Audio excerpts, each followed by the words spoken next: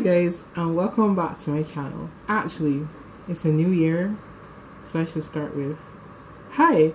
If you're new to my channel, welcome, and for those who are coming back, welcome back.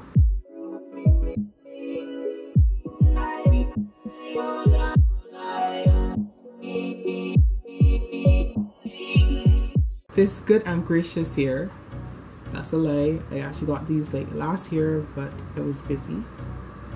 But this good new year, I will start on them, and I've had them sitting down for a long time, so this will be the year I get my projects done in a timely manner. So I have been blessed with a stack of hand-me-downs, like a lot. So this year, well, over the course of a couple months, I'm gonna try to work on them and put my videos into good enough detail so that if you feel that you want to do a project like this at home and you have the ability to, that you can follow along and do what I do. I'm gonna do a little runway and display all of my little hand-me-downs. You know, it's a strange thing to be proud to say you have hand-me-downs, but it's okay. I'm gonna make them into something that is no longer considered a hand-me-down. First of all, I have a couple of button-up shirts. The first one being this kind of like lime green. It's not really lime green, but it's a very bright green. You know, like Cosmo and Wanda? Yeah, like a Cosmo sort of green. It's pretty big. It's a pretty big button-up, and I think I have a lot of room to work with it. And I have a similar button-up in another color, more like a salmon pink, that I can work with, and it's about the same size as the green one. And when you put the two of them next to each other, they're a very good color combination. So I think I'm gonna combine these two into something. Not sure what exactly yet, but I'm gonna make them into one outfit from the two of these button-up shirts. I have another button-up shirt, but it's all black, and you know, black goes with everything, so I'm actually having great difficulties finding something to do with this because it's a really good, like, deep black shirt. Next, I have another button-up, but this is a different material from all the others. You know, your typical button-up material, kind of a cotton polyester sort of thing. No, this one is more like a jeansy, thick material. I can understand why the person gave this away because it's so heavy, and in a tropical climate, this is like suicide. Next, I have a kind of kiddie dress. I don't want to say it's a kiddie dress, but it's for a small child, maybe about 7, 8 years old. It doesn't look like much can get from this as an adult, but for me, it has a lot of stretch and a lot of room to work with. I'm going to try my best to work as much out of it as I can. Lastly, this was a skirt that actually belonged to my mother, but I don't think she ever even wore it. Or if she did, she wore it only a few times and it began to get like 8 spots on it. So I've relieved her of it, and I'm going to transform it into something that I would wear. So the shirt I'll be working with today is the one with the green and white stripes. That's the button-up. And the idea I have was to make a pants out of it. Y'all know how the thick thighs save lives situation goes, so I'm honestly praying for the best with that one. The first thing you want to do is to create a pants pattern. In order to do that, you take one of your close-fitting pants, one that is non-stretchy, close-fitting but non-stretchy, and you fold it in half, ensuring that the seam is on that fold. Other than that, you're not going to get an exact measurement. I started with the front of my pants, but it doesn't matter. So you take that pants, put it on the paper, and trace, making sure you follow closely to the pants line. I made mine more into a straight pants pattern, and I made it a shorts rather than a long pants, because I know I wouldn't have enough material to make it a long pants. Take the back of the pants, hold it on the seam, and repeat like you did the front of the pants, ensuring that the seam is exactly on the fold and it's laid out perfectly flat. And once you have your front and back patterns, you'll come to realize that the curves on each pattern are very different. The front curve is a lot higher and shorter, while the back curve is a lot deeper and longer. So it's best that you label them each. With your pants patterns, you're going to lay out the shirt and put the patterns on the shirt to see how you're going to cut it. Don't cut it just yet. Lay out to see how you're going to cut it. For me, my pants pattern, a quarter, was already taking up most of the shirt. So I was struggling a lot to figure out how to rework it. Eventually, I tried to cut it open and see if that would help me be able to tell how I could work my pattern. But that didn't work. So eventually I flipped it and put the straight side towards the button side. And if I did need to do any patchwork, the patchwork would go on the inside of the leg where it would be hidden. It's best that you lay out your material completely flat. Don't double it. Next thing you know, you're gonna cut something wrong.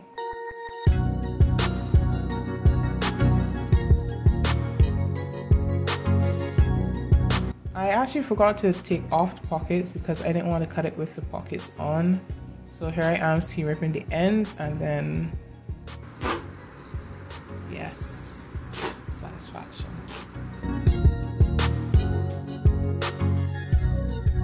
Once that first pocket is off, discard it. Next pocket. Next, cut out the pieces. Just a pizza is a pizza. Do you weigh me? Do you weigh me? I strongly recommend you doing your pieces side by side and to line your pattern next to the button panel, because as you can see here, one side of my pattern was actually shorter than the other. So I buttoned it back up so I could get an accurate measurement of how much I had to cut across. Once that was done, I basically had one half of my pants. To do the second half of the pants, I decided to cut off the back panel and take out that pleat that's right at the top of the male shirts. I don't know why that's there, but I guess it serves a purpose. Once that was done and I had the main piece to do the second half of the pants, I was going to try to use that back panel from the top of the shirt to create the patchwork on the first half of the pants. But I eventually discovered that was not going to work, so I ended up using a sleeve. I didn't want to, but yeah. So what you're going to do is you're going to pin the sleeve that you just cut open onto the pants. This is crucial because if you do not, you're not going to leave out your seam allowance. That's where you're going to sew the patchwork onto the main part. Without that seam allowance, you're going to cut yourself short. Make sure to pin first. When you're done pinning, flip it over and then cut it out. Make sure everything lays flat.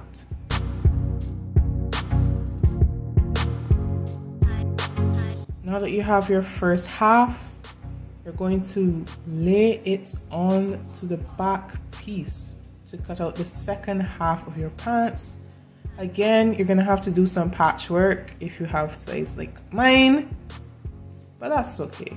It's gonna work out in the end. So lay out flat and cut it out exactly how the first half is done, or else your halves are going to be unequal and you do not want that.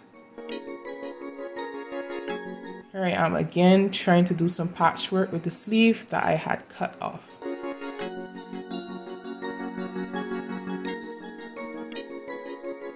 You officially sew on the patchwork once you are satisfied with how equal it is. Then, of course, you overlock to get rid of those raw edges. If you don't overlock, you can zigzag stitch. Now you have two halves of your pants. I overlocked the bottom of my pants. You can do this at a later stage, but again, fraying is not your friend. I wanted to reattach the pockets from the front of the shirt, and because I did my pants in halves and not quarters, I have to be very aware of the fact that I have to put the pockets on the right half of each half, if that makes sense. So I'm making sure to put the pockets on the front half of each half of the pants. So one will go here on this one. Again, let me remind you, the front half is the one with the shorter curve and the back half is the one with the deeper curve. So I lay out my two pockets, making sure that I'm going to put it in the right place when I sew it down. Of course, I'm going to pin it so that I would remember, but I didn't pin it in this video. After you attach your pockets, you're going to sew along the curves, putting the two halves right sides together. Now that my curves are sewn closed, you're going to take half of the half, lift it, and then lay the pants flat. At this point, you should actually see your pants starting to come together. And yeah. Then you're going to sew close the crotch completely. At this point, it's like a skirt, kind of, yeah. So right now, you're going to sew the bottom of the pants closed. And here you go. Your pants, the main part of your pants is completed. You can do like me and hem it at this point in time, or you can leave it till last if it is that you overlocked it. Here you can see the pockets at the front, nicely attached, blends in very well. At this point you can try it on, but it kind of doesn't make sense because the waist does not fit properly. So you now either have to put in darts or elastic to make sure that it fits to your waist.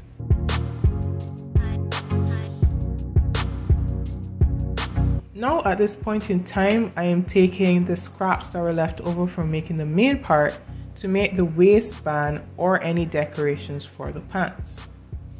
What I'm going to do is a paper bag pants, kind of pants.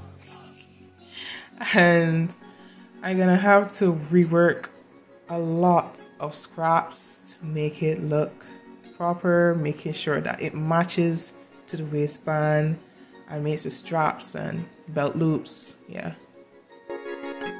Here are all my pieces laid out.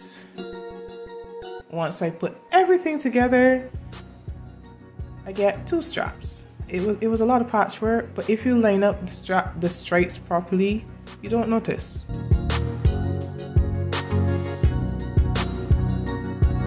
Here are the two straps and belt loops. The next thing you're gonna have to do is to attach the main part of your waistband. You put it right sides together and sew across the top where you see the pins. I'm also thinking to allow the pants to button up so I would still be able to open the waist, and to do that I took a piece of one of the cuffs of the sleeves so I didn't have to create a new buttonhole. I'm going to open it and attach it to the strip of buttons. I think there's a name for it, but I can't remember. Once I attach it, I'm going to attach the rest of the waistband up till a certain point.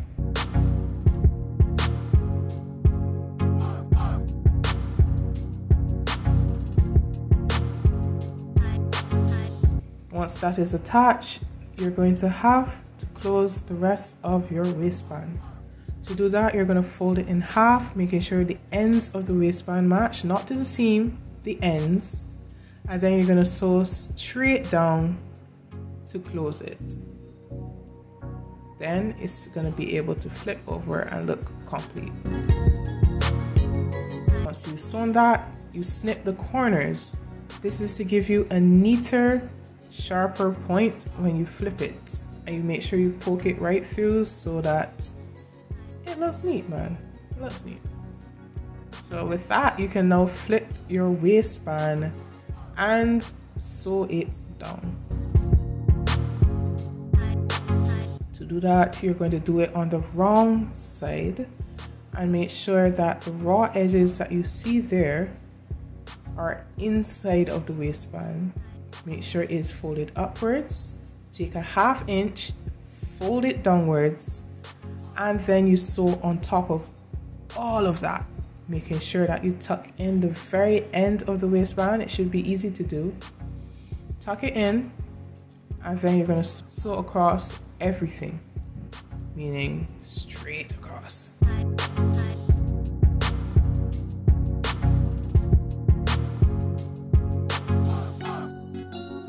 Now your waistband is for the most part attached, and I'm going to show you how I decided to finish off the buttonhole.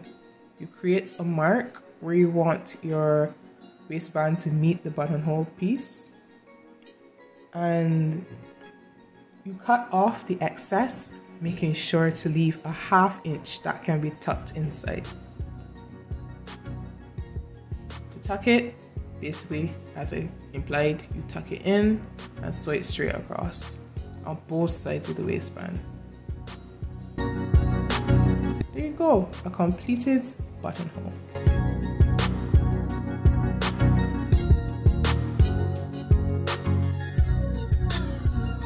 And with that, you should be able to close your pants seamlessly. Now to attach the elastic. Don't mind, mine has a little patch. I didn't want to waste a small piece I had laying around. To run the elastic through the waistband, you actually are supposed to have a hole to put it through. But I sewed it completely closed. Please don't make my mistake. Leave a hole to run the elastic through.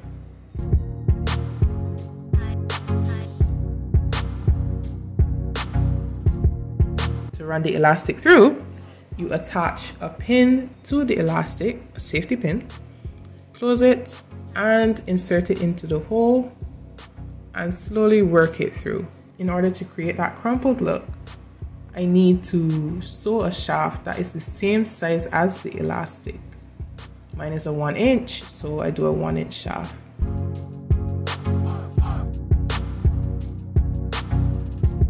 I didn't actually use the straps of my pants, so I decided to create a headband with it, with a nice little bow. If you want a tutorial on how to make one, I can easily do that for you guys. Just let me know down in the comments below.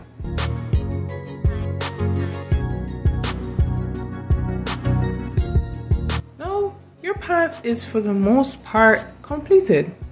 The last thing you're going to have to do is to attach the buttons. I strongly recommend using a fabric pencil and making a mark through the holes.